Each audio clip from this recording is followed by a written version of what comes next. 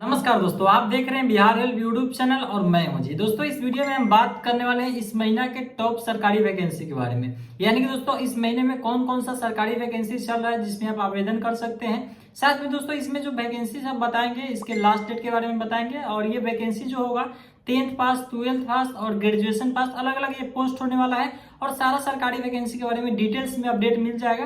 तो please video में last तक बने रहिएगा ताकि आपको ये पूरे मंथ का समरी जो है समझ में आ सके। चलिए दोस्तों, बिना देरी के वीडियो स्टार्ट करते हैं। उससे पहले वीडियो अच्छा लगे लाइक कर दीजिएगा और अपने दोस्तों में जरूर शेयर कीजिएगा जो लोग जो है सरकारी वैकेंसी की तैयारी कर रहे हैं और जॉब की अप्लाई करना चाहते हैं। और चैनल पे पहली बार आए हैं तो सब्सक्राइब करके साथ में बेल आइकन प्रेस करके ऑल कर दीजिएगा ताकि इस तरह का लेटेस्ट अपडेट आपको मिलता जो भी रहे। भर्ती के बारे में हम आपको बताने वाले हैं वीडियो डिस्क्रिप्शन में उस लिंक दे दिया है। जैसे टॉप 5 वैकेंसी के बारे में बताने वाले जो कि अलग अलग एलिजिबिलिटी रखने वाला है, अलग अलग पोस्ट रहने वाला है। तो इससे सबसे पहले जो भर्ती के बारे में बात करने वाले हैं एसएससी कांस्टेबल जीडी 2024 के बारे में बात करने वाला है। इसको लेकर बात किया गया तो आवेदन प्रक्रिया 24 नवंबर 2023 तक रखा गया और ऑनलाइन आवेदन का लास्ट डेट 31 दिसंबर 2023 तक रहने वाला है। और एज लिमिट की बात करते हैं 18 से 23 वर्ष के बीच में आपका उम्र है तो आप इसके लिए आवेदन कर सकते हैं। बात किया गया है ये देख सकते हैं डेट वगैरह के बारे में बता दिया गया है, कौन से कैंडिडेट को कितना रखा गया है इसमें बताया गया है। इंपोर्टेंट नोटिस भी जारी किया गया था इसमें बता दिया गया है। और कितना आपको एज लिमिट के बारे में बता दिया। अलग अलग कैटेगरी से जो भी कैंडिडेट आते हैं, मान लीजिए अगर आप एससी कैटेगरी से आते हैं तो 18 से 28 के बीच में अगर आपका उम्र है तो आवेदन कर सकते हैं। एसटी कैटेगरी के 18 से 28 है तो आवेदन कर सकते हैं। जनरल का जो बोला गया है 18 से 23 वर्ष के बीच में अगर आपका उम्र है तो आवेदन करेंगे। अब इस हर एक जानकारी बताया गया है, हर एक जानकारी समझाया गया तो आप समझ सकते हैं या विजिट कर सकते हैं। अप्लाई का भी लिंक दिया गया है, नीचे को स्क्रॉल डाउन करेंगे तो एप्लीकेशन फी की जो बात करें तो अगर आप जनरल एंड ओबीसी कैंडिडेट हैं तो आपको 100 रुपया देना पड़ेगा। वहीं पे एससी और एसटी फीमेल कैंडिडेट है तो उनको लिए 1 भी रुपया नहीं देना पड़ेगा। ठीक है, तो यहाँ से आप अप्लाई भी कर सकते हैं। जैसे अप्लाई ऑनलाइन का ऑप्शन दिख रहा है, इस पे क्लिक करके आप स्टाफ सिलेक्शन कमीशन का ऑफिशियल पोर्टल पे चले जहाँ पे अप्लाई कर सकते हैं रजिस्ट्रेशन करके। आप पहली बार करें तो यहाँ से आप सबसे पहले रजिस्ट्रेशन करना पड़ेगा और दूसरी बार करें तो आपको लॉगिन करके आपको अपना फॉर्म अप्लाई कर देना है। ऑफिशियल नोटिफिकेशन देखना चाहते हैं तो इंपोर्टेंट लिंक में यहीं पे नीचे की ओर देखेंगे तो डाउनलोड नोटिफिकेशन का ऑप्शन दिख रहा है, इस पे आपको क्लिक करके इसको लेकर जो भी ऑफिशियल नोटिफिकेशन जारी किया गया है आप यहाँ से भी देख सकते हैं।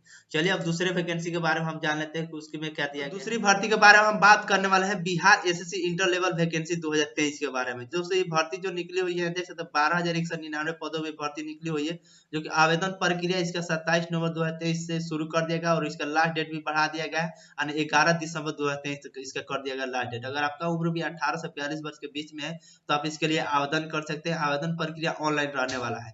अब बात कर लेते हैं इसको लेकर यानी कि क्या फी लगने वाला है कौन से कैंडिडेट के लिए। तो अगर ई बार बीसी ईबीसी मेल कैंडिडेट है तो ये 540 पे लगेगा।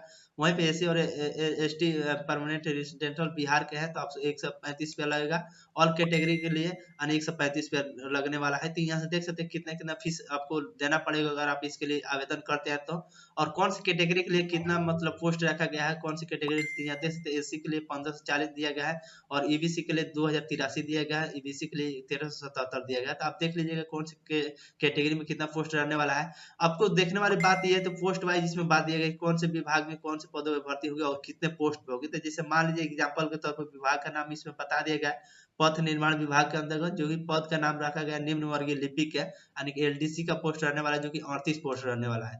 वही बात करें तो विभाग का नाम दूसरे बताया गया तो अलग अलग मतलब लगभग बहुत सारे विभाग में भर्ती होने वाली है जो कि बताया गया। 5 से 40 की जो भी भर्ती होगी देख सकते हैं। विभाग का नाम अर्थ एवं संख्याकी निदेशालय योजना विकास विभाग के अंतर्गत भर्ती होगी जो कि कार्य क्षेत्रीय अन्वेषक के पद रहने वाला है। तो इस तरीके से देख लीजिएगा कौन से पोस्ट पे आप आवेदन करना चाहते हैं। अब इसको लेकर क्या क्या मतलब शैक्षणिक योग्यता मांगा गया है तो पद का नाम बात करते हैं अगर पथ निर्माण विभाग के अंतर्गत अगर निम्न वर्गीय लिपिक के लिए आवेदन करते हैं तो अगर आप 12वीं पास है कम से कम तो आप इसके लिए आवेदन कर सकते हैं। साथ ही साथ अगर कंप्यूटर का ज्ञान है, हिंदी इंग्लिश अगर आपका टाइपिंग अच्छा है तो आप इसके लिए आवेदन करेंगे। तो इसी तरह देख लीजिएगा कौन से पोस्ट के लिए कितना सीट रखा गया और कितना मतलब योग्यता मांगा गया, क्या क्या आपको तकनीकी मांगा गया है। जैसे कंप्यूटर कोर्स कितना मांगा है, डीसीए डीसीए तो आप इसमें देखिए लगभग सभी मतलब पदों के लिए कंप्यूटर कोर्स मांगे गया। कम से कम योग्यता की बात किया गया है 12वीं पास। अगर 12वीं पास से अत्यधिक भी आप पढ़ाई किए हैं तो आप इसके लिए आवेदन कर सकते हैं। कम से कम इसका योग्यता 12वीं पास ही रखा गया है। अब इसको लेकर नीचे क्लिक करेंगे तो जो भी इसको लेकर आवेदन करेंगे तो क्या क्या डॉक्यूमेंट लगेगा तो इसमें बताया गया है।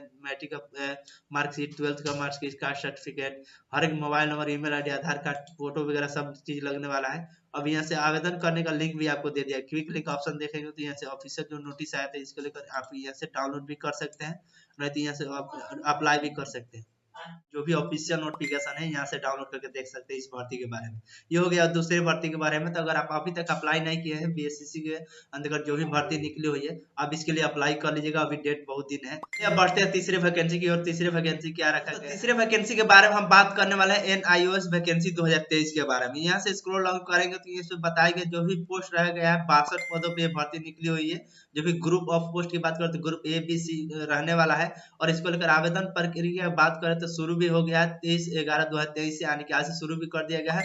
और लास्ट डेट की बात करें तो 12/12/2023 तक, यानी कि इसका ऑनलाइन आवेदन प्रक्रिया चलने वाला है, यानी कि आप 12 दिसंबर तक आप इसके लिए आवेदन कर सकते हैं।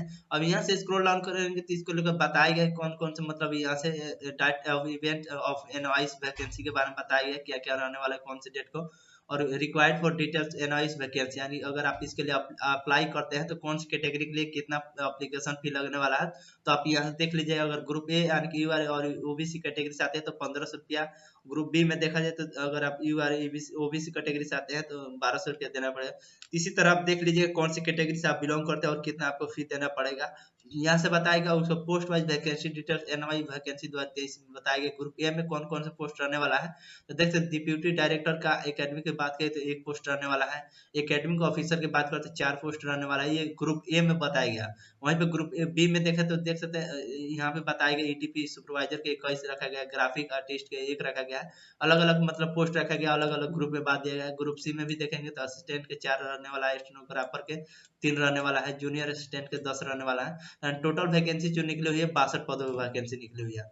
अब इसको लेकर क्या क्या मतलब रिक्वायरमेंट डॉक्यूमेंट रखा गया है, तो यहाँ से भी आप देख सकते हैं कौन कौन से डॉक्यूमेंट आपको देना पड़ेगा अगर आप इसके लिए आवेदन करते हैं। तो आवेदन प्रक्रिया के बारे में बताया गया है, कब से कब तक मतलब कैसे आपको आवेदन कर लेना है, कब से कब तक आवेदन कर सकते हैं।